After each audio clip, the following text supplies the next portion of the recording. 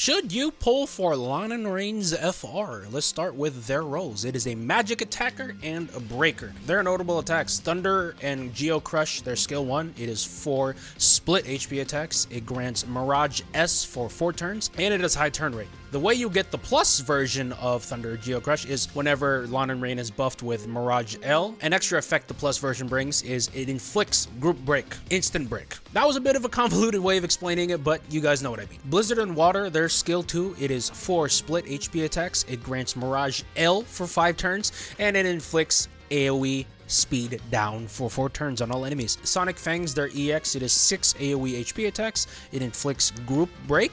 It grants Lann Reynn 1 free ability use. It extends Mirage S and L for 3 turns, and it grants another buff called Stack Enchant for 6 turns, in which that buff gives Lann Reynn the enchantment of Fire, Ice, Thunder, Water, and Earth. It also inflicts the opposite of that, Stack Resist down all enemies for 4 turns. It lowers the enemy's resist to Fire, Ice, Thunder, Water, and Earth. Essentially, you get the avatar buff and debuff. That's what it is. Water, Earth, Fire, Air.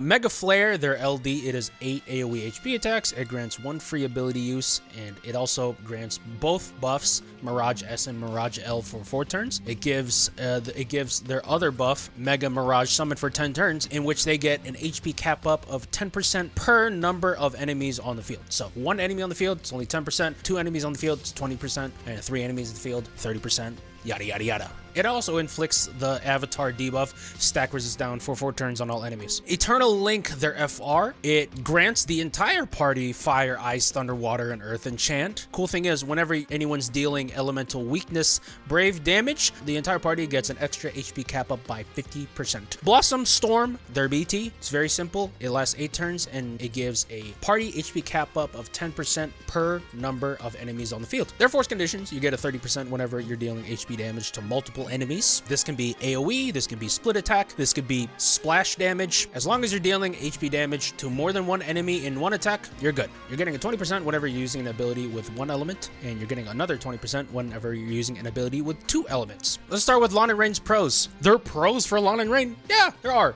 Lann Reynn are better than you think. They're not completely mid, okay? Lann Reynn are still really good for 2 enemy fights, which is most of the fights nowadays. Not to mention, they have a really good party enchant with their FR, and when their FR is active, the party will almost always hit for weakness damage, unless the enemy has some sort of lockout in them or they're already resistant to a lot of elements. 95% of the time, you're going to be hitting for weakness damage. And because you're almost always going to be hitting for weakness damage for multiple elements, the FR conditions are very, very easy to accomplish, and you're going to be getting the full bonus almost every single time. Again, with the first condition, dealing HP damage to multiple enemies, it doesn't have to be strictly AoE or split attack. It can be splash damage. You have a lot of units, you have a lot of options that can fulfill Lann Reynn's FR very easily. I think having a good FR makes them slightly less mid. And lastly, this was the case with Lann Reynn back in the BT Plus era too. They have stupidly high HP cap ups. With their FR, you're getting an HP cap up of 50%. With their BT, you're getting a party HP cap up of 30% at the max. That's 80%. And with them in particular, one of their buffs also grants them an extra 30% of HP cap up at the max. So if my math is correct, there's 110% HP cap up for them and an 80% cap up for everyone else. The only other unit who comes even close to that level is Squall. So your entire party's damage is essentially going to double because of their kit. Now that's out of the way, let's get to the cons. Why is there no follow-up attack? Why? Square Enix, why? With everyone's BT and FR, everyone and their mother is getting a follow-up attack. Lena got a follow-up attack. Leo got a follow-up attack. Sarah got a follow-up attack. Why does Lann Reynn not have a follow-up attack? The amount of damage that their skills do, I don't care even if their damage is doubled, still require a follow-up attack. Skill 1, only doing 4 split HP attacks? Give that thing a follow-up attack, please! If you give them a follow-up attack, even if it's like 3 dumps, that's still better than nothing. Why do they not have a follow-up attack? Hell, even Squall has a follow-up attack, and he has just as high of HP cap ups as they do. They got reworked. I don't know why they don't have a follow-up attack. They should. And second off, their damage is very inconsistent. Yeah, their skill damage is not there. You really don't want to use that. You essentially want to be using only their EX, LD, and FR. That's all you should do. And it sucks because in the Shinryu era, where it can take a while to build up the force gauge, if you're using Lann Reynn as a DPS unit, it will hurt a bit the fact that their biggest damage is very restricting. Also, a big infamous con for Lann Reynn too. Don't think of using them in single enemy fights. Their damage will suffer, their HP cap ups will suffer, their FR will suffer. There's no point in using them for single enemies. Only use them for 3-turn bosses and 2-turn bosses. Maybe, if you have no other option.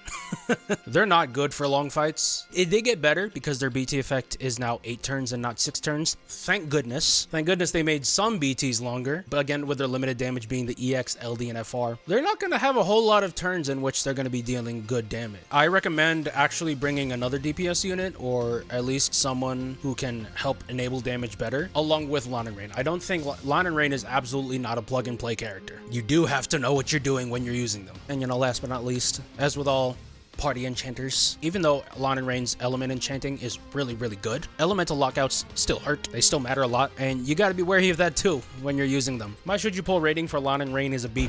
No, they're not completely mid. Unlike what a lot of people will tell you in freaking main court and DFO Reddit, oh, don't use Lann Reynn, they're so mid. To a degree, that's true. But if you know how to use them and you know exactly what type of bosses they work best at, they can be fantastic still. Now, that being said, if you don't have them greened, don't pull on them. You have much better options of units to build than Lann Reynn. If you don't already have them built, if you don't already have their green, just don't, okay? Don't pull on them. I'm telling you right now, do not pull for them. Unless they're an absolute faith, I guess. I personally have them greened already, so I will be ticket pulling for the FR. Thank you guys so much for watching with me. I'll see you guys in the next one.